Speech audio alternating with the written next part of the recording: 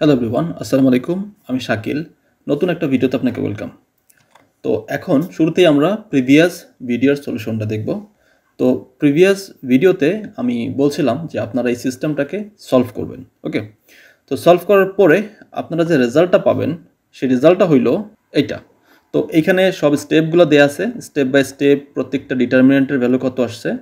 তো final result হইতেছে 23/14, 4/7 and 27/14. Okay, so x1 মানে হইতেছে আলটিমেটলি x, আর x2 মানে হইতেছে y, অ্যান্ড x3 মানে হইতেছে z।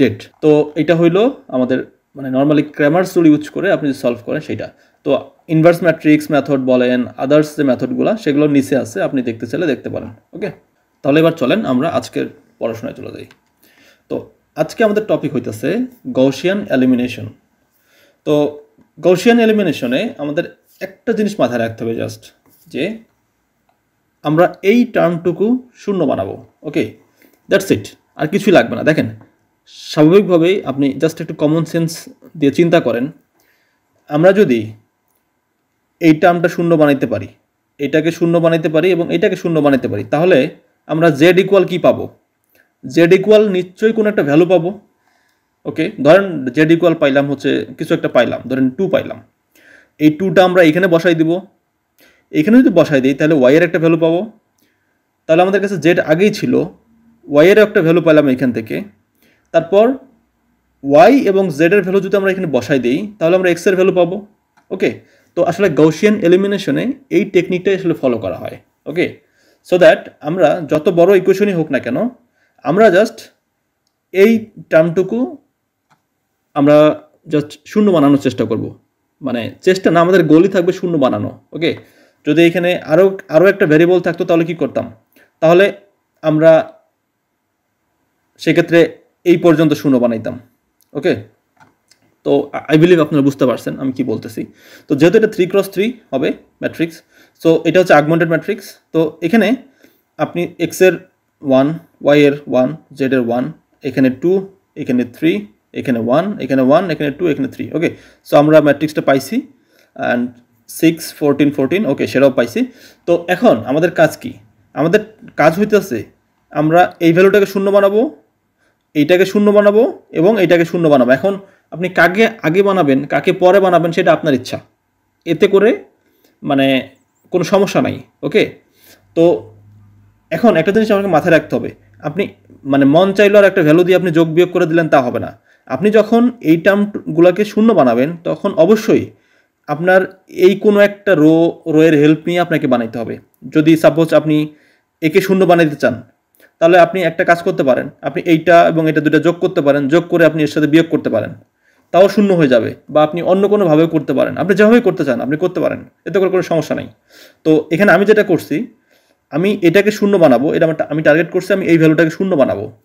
সো দ্যাট আমি যেই কাজটা করছি, আমি রো 2 ইকুয়াল, আমি কি করছি, রো 2 মানে এ রো মাইনাস 2 ইন্টু রো 1।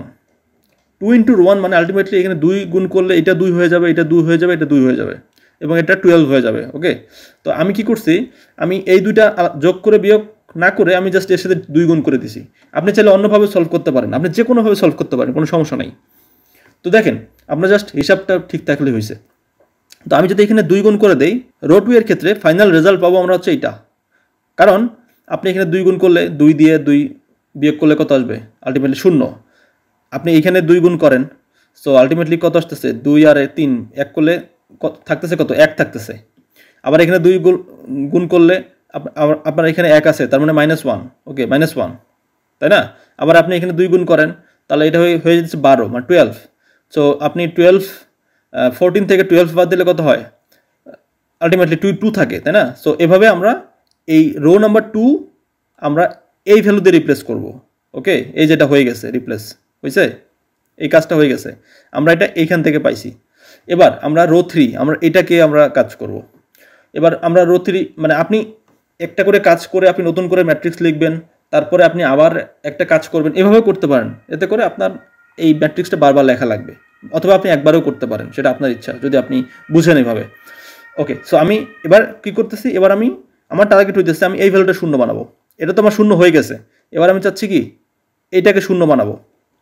তো এখন আপনি যদি রো 2 এর হেল্প নেন তাহলে আর এইটার হেল্প নেওয়া যাবে না, এখন আপনাকে এইটার হেল্প নিতে হবে। ওকে, এটা মাথায় রাখবেন, কারণ অলরেডি কিন্তু আপনি যখন একটা অপারেশন করছেন তার মানে এই রোটা কিন্তু আপডেট হয়ে গেছে, এই রোটা কিন্তু আপডেট হয়ে গেছে। ওকে, সো দ্যাট আপনি যদি রো 2 ইউজ করেন তাহলে আপনার এই নতুন ভ্যালুটা নিতে হবে। ওকে, জাস্ট আপনি মনে মনে রিপ্লেস করে দেন, করে দিয়ে আপনি কাজ করেন। এখন আপনি কি করতেছেন, আপনি এখন রো 3 আপডেট করবেন। ওকে, রো 3, তো row 3 equal row 3 minus row 1, just এটার সাথে এটা মাইনাস দিলেই কিন্তু এটা শূন্য হয়ে যেতেছে, কারণ আমাদের শুধুমাত্র এই ভ্যালুটা শূন্য বানানোর টার্গেট। এই ভ্যালু এই ভ্যালু এই ভ্যালু যা আসে আসুক, এটা নিয়ে আমাদের কোনো মাথা ব্যথা নাই। ওকে, সো দ্যাট আমরা এটাকে শূন্য বানিয়ে দিলাম। তারপর 2 থেকে 1 বাদ দিলে কত থাকে 1, 3 থেকে 1 বাদ দিলে 2, তারপর 14 থেকে 6 বাদ দিলে 8। ওকে, তার মানে আমরা রো 2 এবং রো 3 আমরা আপডেট করে ফেলছি এই ভ্যালু এবং এই ভ্যালু দিয়ে। ওকে, দেখেন এটা রো আমরা আপডেট করে ফেলছি। ওকে, এই দুইটা আপডেট হওয়ার পরে এটা হচ্ছে মানে বর্তমান ম্যাট্রিক্সটা হচ্ছে এইটা। তো এখন এর মধ্যে আমাদের কি টার্গেট ফুলফিল হয়েছে? টার্গেট কিন্তু ফুলফিল হয় নাই। আমাদের নেক্সট টার্গেট কি, এই ভ্যালুটাকে শূন্য বানানো, তাহলে আমরা জেড এর ভ্যালু ধরে আমরা জেড এর একটা ভ্যালু বের করতে পারবো, তাই না? সো আমরা এই ভ্যালুটাকে শূন্য বানাবো। এবার আমরা কীভাবে বানাইতে পারি দেখেন, এই ভ্যালুটাকে যদি আমরা শূন্য বানাইতে চাই, এবার টার্গেট হচ্ছে আমাদের এইটা। সো দ্যাট আমরা কি করব, আমরা যে কাজটা করতে পারি, আমরা জাস্ট রো 3 ইকুয়াল, জাস্ট আপনি রো 3 সাথে রো 2 বিয়োগ যদি করেন বা রো 1 বিয়োগ করেন তাও কিন্তু আপনার হয়ে যাবে। ওকে, সো আমি যেটা করছি রো 3 থেকে রো 2 বিয়োগ করছি, আপনি অন্যভাবেও করতে পারেন। সো এটা বিয়োগ করলে যেটা হবে সরাসরি এটা তো শূন্যই আছে, তারপর 1 1 শূন্য হয়ে যাবে এবং আপনি 2 আছে মাইনাস 1, তার মানে মাইনাস মাইনাসে প্লাস, তার মানে 3 আসবে এবং এখানে 8 আছে, 8 মাইনাস 2 মানে 6 আসবে। ওকে, সো 0 0 3 আসবে, 0 0 3 6। ওকে, সো 0 0 3 6। এখন দেখেন আমাদের কি টার্গেট ফুলফিল হয়েছে? এবার কিন্তু হয়েছে 0 0 0, আমরা কিন্তু এই টার্মটাকে 0 বানাইছি। সো আমাদের এখন শুধুমাত্র আমরা যদি এদিকে তাকাই তাহলে মানে কি 3z ইকুয়াল 6। তো এবার আমরা রো নাম্বার 3 দিকে তাকাই, দেখেন 3z ইকুয়াল 6 যেহেতু আছে, সো দ্যাট z ইকুয়াল তাহলে কি হবে 6/3। 6/3 মানে কি আলটিমেটলি 2। এখান থেকে আমরা z এর ভ্যালু পাবো। ওকে, z এর ভ্যালু পাইলাম, আর x আর y তো এখানে শূন্য। তো এই যে z এর ভ্যালু 2 পাইলাম, এই 2টা আমরা এখানে বসাই দেবো। তো এটার ইকুয়েশন কি? এটার ইকুয়েশন হইতেছে y মাইনাস জেড ইকুয়াল 2। এই যে দেখেন y মাইনাস জেড ইকুয়াল 2, এটা হচ্ছে সেকেন্ড রো। ভালো কথা, এখানে আপনি জেড বসাই দেন, জেড কত 2 বসাই দেন, y মাইনাস 2 ইকুয়াল 2, তার মানে y ইকুয়াল কত আলটিমেটলি এই মাইনাস 2 এদিকে গেলে প্লাস 2 হয়ে যাবে। সো দ্যাট y ইকুয়াল আসতেছে 4, তার মানে আমরা জেড এর ভ্যালু পাইলাম এখান থেকে 2, y এর ভ্যালু পাইলাম হচ্ছে কি 4। এখন প্রথম যে রো, এ রো থেকে যদি আমরা ইকুয়েশন আনি তাহলে আমাদের ইকুয়েশনটা আসবে কত, x plus y plus z equal 6, তাই না? So x plus y plus z equal 6। এবার আপনি y এর ভ্যালু বসাই দেন 4, জেড এর ভ্যালু বসাই দেন 2, বসাই দিলে আপনি ক্যালকুলেশন যদি করেন দেখবেন আপনি শূন্য পাইতেছেন। ওকে, তো এই যে আপনি শূন্য পাইলেন এটা হচ্ছে মূলত x এর ভ্যালু। তো ফাইনাল রেজাল্ট কি তাহলে, x ইকুয়াল 0, y ইকুয়াল 4 আসতেছে, জেড ইকুয়াল 2 আসতেছে, তাই না? তো এইটাই হইল মূলত আপনার একদম ফাইনাল রেজাল্ট। ওকে, তো আমাদের গaussian এলিমিনেশনের টার্গেটই থাকে হচ্ছে মূলত এই টার্মটুকে শূন্য বানায় তারপর জেডের একটা ভ্যালু বের করা, তারপর জেডের ভ্যালু বসাই দিয়ে ওয়াইয়ের ভ্যালু বের করা এবং ওয়াই জেড দুইটা বসাই দিয়ে এক্সের ভ্যালু বের করা।